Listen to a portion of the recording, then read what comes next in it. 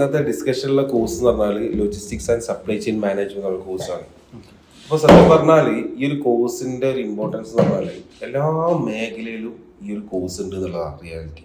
എല്ലാ മേഖലയിലും, അതായത് ഇപ്പൊ കടലിൽ നടക്കുന്ന ആക്ടിവിറ്റി ആണെങ്കിലും കരയിൽ നടക്കുന്ന ആക്ടിവിറ്റി ആണെങ്കിലും എയറിൽ നടക്കുന്ന ആക്ടിവിറ്റി ആണെങ്കിലും ഒക്കെ എന്തുണ്ട്, ഈ logistics and supply chain management ഉണ്ട്. അതിലിപ്പോൾ നമ്മൾ ഏറ്റവും ചെറിയൊരു സേഫ്റ്റി പിൻ ഉണ്ടാക്കുകയാണെങ്കിലും അതിൽ ലോജിസ്റ്റീഷ്യൻസ് ഉണ്ട്. ഒരു സാറ്റലൈറ്റ് ഉണ്ടാക്കുകയാണെങ്കിലും അതിൽ സപ്ലൈ ചെയിൻ മാനേജ്മെന്റ് കമ്പനി നടക്കുന്നുണ്ട്.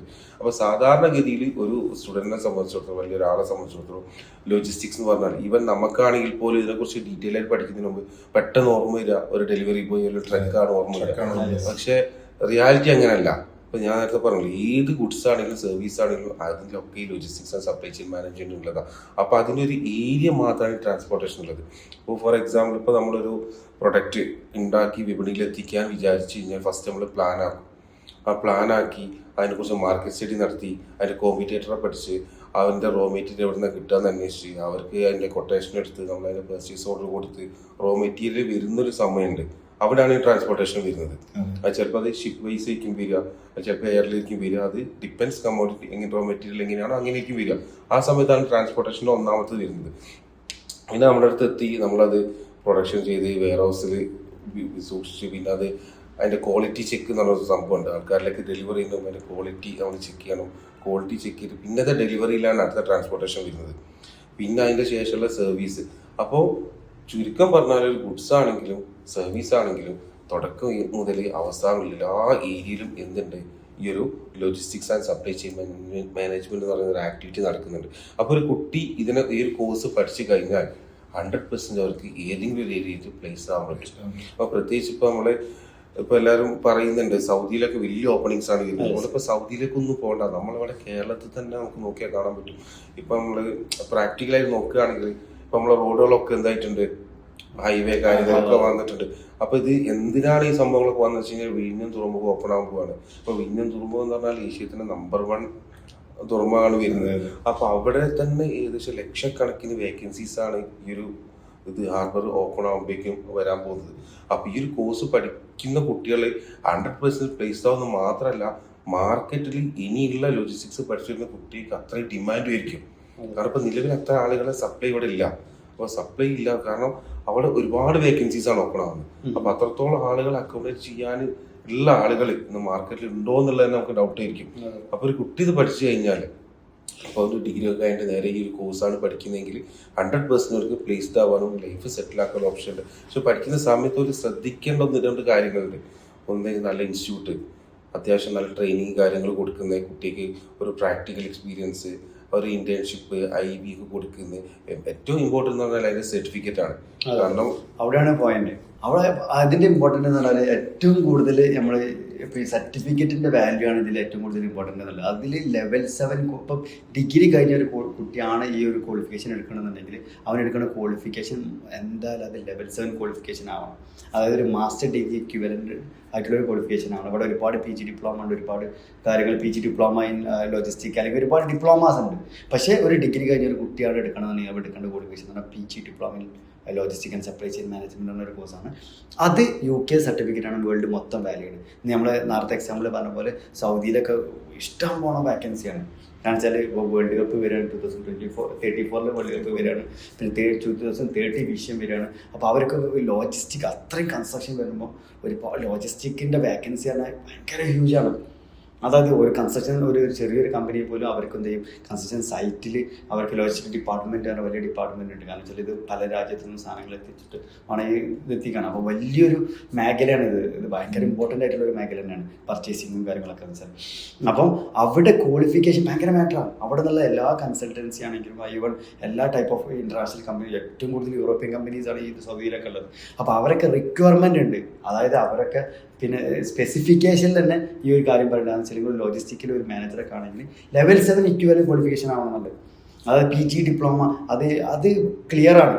അപ്പോൾ ആ ഒരു ടൈപ്പ് ഓഫ് ആളുകൾ മാത്രമേ അവരെടുക്കുള്ളൂ. അത് UK ക്വാളിഫിക്കേഷൻ ഉള്ളവർ മാത്രമേ എടുക്കുള്ളൂ. അപ്പോൾ അത് കൊടുക്കണ ഈ ഒരു പിന്നെ കേരളത്തിൽ വളരെ റയർ ആയിട്ടുള്ള ഇൻസ്റ്റിറ്റ്യൂട്ട് മാത്രം എനിക്ക് തോന്നുന്നു ലെവൽ 7 കൊടുക്കണം, PG ഡിപ്ലോമ കൊടുക്കണം ഒരേ ഒരു ഇൻസ്റ്റിറ്റ്യൂട്ട് ആയിരിക്കും വെസ്റ്റ്ബർഗ് എന്ന് പറഞ്ഞത്. ലെവൽ 7 എന്നുള്ള ഒരു qualification PG diploma in logistics and supply chain മാനേജ്മെന്റിൽ ലെവൽ 7 എന്ന് പറഞ്ഞ ക്വാളിഫിക്കേഷൻ MSc ഇക്വിവലന്റ് ആയിട്ട് ഓഫ്കെൻ്റെ അണ്ടറിലുള്ള ലെവൽ 7 ക്വാളിഫിക്കേഷൻ കൊടുക്കുന്ന ഒരേ ഒരു സ്ഥാപനമാണ് വെസ്റ്റ്ബർഗ് എന്ന് പറയുന്നത് ഇന്ന് കേരളത്തിൽ. വേറൊരു ഇൻസ്റ്റിറ്റ്യൂട്ട് ലെവൽ 7 ക്വാളിഫിക്കേഷൻ കൊടുക്കണില്ല. മാക്സിമം കൊടുത്താൽ ലെവൽ 5 4 6 കൊടുക്കാൻ പറ്റും. അപ്പോൾ ഈ ലെവൽ 6 കിട്ടിയിട്ട് അത് ഡിഗ്രിക്ക് ഇക്വിവലന്റ് ആണ്. അപ്പോൾ ഈ മാസ്റ്റർ ഡിഗ്രിക്ക് ഇക്വിവലന്റ് ആയിട്ടുള്ള ക്വാളിഫിക്കേഷൻ മാത്രം ലോജിസ്റ്റിക്കിൽ പഠിച്ചു കഴിഞ്ഞാലാണ് ഒരു ഡിഗ്രി കഴിഞ്ഞ കുട്ടിക്ക് അപ്ഗ്രഡേഷൻ ഉള്ളൂ. അല്ല അവർക്കൊരു MSc അല്ലെങ്കിൽ മാസ്റ്റർ ഡിഗ്രി പഠിച്ചു എന്നുള്ളൂ. പക്ഷേ ഈ ഒരു ക്വാളിഫിക്കേഷൻ അവർ കംപ്ലീറ്റ് ചെയ്ത് കഴിഞ്ഞാൽ അവർക്കൊരു 4 മാസം കൊണ്ട് ഇത് MSc കൺവേർട്ട് ചെയ്യാനുള്ള ഓപ്ഷനും കൂടി ഉണ്ട്.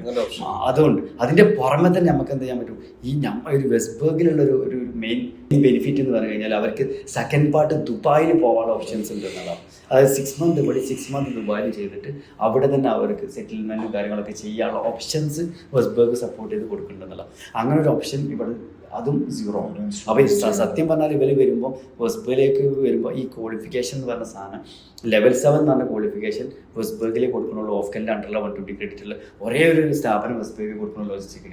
മാത്രമല്ല സെക്കൻഡ് പാർട്ട് ദുബായിൽ ചെയ്യാന്നുള്ള ഓപ്ഷനും വെസ്റ്റ്ബർഗ് മാത്രമേ കൊടുക്കുന്നുള്ളൂ. അപ്പോൾ ഇവർക്ക് വേറൊരു സത്യം പറഞ്ഞാൽ ഒരു മലബാറിൽ അല്ലെങ്കിൽ ഒരു കേരളത്തിൽ സ്റ്റുഡൻസ് ചോയ്സ് എടുക്കുകയാണെങ്കിൽ ഡിഗ്രി കഴിഞ്ഞ സ്റ്റുഡൻസ് ലോജിസ്റ്റിക്കിൽ ചോയ്സ് എടുക്കുകയാണെങ്കിൽ വെസ്റ്റ്ബർഗ് ബെസ്റ്റ് ഓപ്ഷൻ.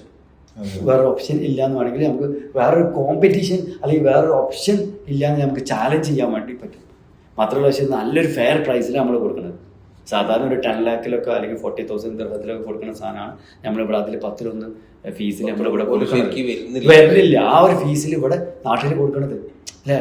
അപ്പോൾ അത് ഈ ഒരു ചാൻസ് മാക്സിമം സ്റ്റുഡൻസ് യൂസ് ചെയ്യും. ഇത് നമുക്ക് ഒരുപാട് വർഷം നമ്മൾ കൊടുക്കലുണ്ടാവില്ല. ഈ ഒരു വർഷം ഒക്കെ നമുക്ക് ഈ ഓരോ ഓഫറിൽ നമുക്ക് കൊടുക്കാൻ കഴിയുള്ളൂ ഇതൊക്കെ. കാരണം വെച്ചാൽ പിന്നെ നമ്മൾ ഹൈ പ്രൈസിലേക്ക് മാറും, കാരണം വെച്ചാൽ ഒരു കോമ്പറ്റീഷൻ പ്രൈസിലേക്ക് മാറും. അപ്പോൾ ഈ ഒരു ടൈമിൽ മാക്സിമം സ്റ്റുഡൻസ് ഇത് എടുത്ത് പോകുക. ലെവൽ 7 ക്വാളിഫിക്കേഷൻ ഒക്കെ എന്താ വെച്ചാൽ ഈ പറയുന്ന അത്ര ഒരു സുഖമുള്ള ഏർപ്പാടല്ല.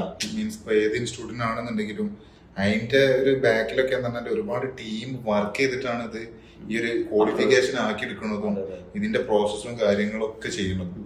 ഒരാളെ കൊണ്ടോ അല്ലെങ്കിൽ 2-3 ആളെ കൊണ്ട് ചെയ്യാൻ പറ്റുന്ന ഒരു സാധാരണ രീതിയിൽ ചെയ്യാൻ പറ്റുന്ന ഒരു സംഗതി മാത്രമല്ല ഈ ലെവൽ 7 ക്വാളിഫിക്കേഷൻ. അതിൻ്റെ ഒരു ഇമ്പോർട്ടൻസ് ശരിക്കും മനസ്സിലാകുക സ്റ്റുഡൻസിന് പുറത്തു പോകുമ്പോഴാണ്. പിന്നെ നാട്ടിൽ അത്ര തന്നെ ചിലപ്പം അത് ആളുകൾക്ക് ചിലപ്പം ആക്സെപ്റ്റഡ് ആയിക്കൊള്ളണമെന്നില്ല. പക്ഷെ പുറത്തു പോകുമ്പോൾ പ്രത്യേകിച്ച് മിഡിൽ ഈസ്റ്റിലും യൂറോപ്പിലൊക്കെ പോയി കഴിഞ്ഞാൽ ഈ ലെവൽ 7 അല്ലെങ്കിൽ ഈ ഒരു ഓഫ്കെൻ്റെ അണ്ടറിലുള്ള ക്വാളിഫിക്കേഷൻ ആണ് ആളുകൾ നോക്കുക. ബേസിക് ആയിട്ട് മിനിമം വേണ്ട യോഗ്യത എന്നുള്ള രീതിയിൽ. അപ്പോൾ നമ്മളിപ്പോൾ ഈ ഒരു ലെവൽ 7 കൂടെ തന്നെ നമ്മുടെ കുട്ടികൾക്ക് കുറച്ചുകൂടി ഇതിൻ്റെ ഇതിൽ കുറച്ചുകൂടി കൂടുതൽ നോളജും കാര്യങ്ങളും ഒരു വർക്കിനൊക്കെ കയറുമ്പോൾ കുറച്ചുകൂടി പ്രാക്ടിക്കലായിട്ട് പോകാനും വേണ്ടിയിട്ട് ഇതിൻ്റെ കൂടെ തന്നെ നമ്മൾ എക്സൽ കൊടുക്കുന്നുണ്ട്, പിന്നെ SAB MM കൊടുക്കുന്നുണ്ട്. അതുകൂടാതെ വേറൊരു ക്വാളിഫിക്കേഷൻ കൂടെ നമ്മൾ കൊടുക്കുന്നുണ്ട്, CPP എന്ന് പറഞ്ഞിട്ടൊരു ക്വാളിഫിക്കേഷൻ അതും കൊടുക്കുന്നുണ്ട്. സർട്ടിഫൈഡ് പ്രൊഫഷണൽ പ്രൊഫഷണൽ എന്ന് പറഞ്ഞിട്ടൊരു ക്വാളിഫിക്കേഷൻ കൂടി കൊടുക്കുന്നുണ്ട്. അപ്പോൾ ഇതെല്ലാം കൂടെ ആവുമ്പോൾ നല്ല രീതിയിൽ പഠിച്ചിറങ്ങിയ ഒരു കുട്ടിക്ക് എന്തായാലും 100% ജോബ് ഉറപ്പാണ്. എന്തായാലും മാർക്കറ്റിൽ അങ്ങനെ ഒരു ജോബ് വേക്കൻസി ഇഷ്ടം പോലെ ഉണ്ട്. അത് നല്ല രീതിയിൽ പഠിച്ചിറങ്ങുന്ന ഒരു സ്റ്റുഡൻറ്റിന് 100% മാർക്കറ്റിന് ആവശ്യമായ ക്വാളിറ്റിയും ക്വാളിഫിക്കേഷനും സ്റ്റുഡന്റ് അടുത്തായി. പ്രത്യേകിച്ച് ഇന്റർനാഷണൽ മാർക്കറ്റ്, നാഷണൽ മാർക്കറ്റിനോട് ഏറ്റവും ഇമ്പോർട്ടൻറ്റ് ഇന്റർനാഷണൽ മാർക്കറ്റിന് വേണ്ട സാധനങ്ങളാണ് നമ്മൾ കൊടുക്കണം. അവിടെയാണ് സാലറി എന്നുള്ളത് ഇല്ല. അപ്പോൾ കുട്ടികൾ ഇവിടെ കുറച്ച് കാലം വർക്ക് ചെയ്തിട്ട് നേരെ പുറത്തോട്ട് പോകുക എന്നുള്ളതാണ് ഇതിൻ്റെ ഫൈനൽ കോൺസെപ്റ്റ് ഉള്ളത്. അപ്പോൾ ഏറ്റവും കൂടുതൽ ഇന്റർനാഷണൽ വാല്യൂ ഉള്ള ക്വാളിഫിക്കേഷനാണ് നമ്മൾ കൊടുക്കുന്നത്. ഇപ്പോൾ ഡിഗ്രി കഴിഞ്ഞ കുട്ടികൾ ഏത് സ്ട്രീമിലാണെങ്കിലും അവർക്ക് ഏറ്റവും ബെസ്റ്റ് ഓപ്ഷൻ ആയിരിക്കും.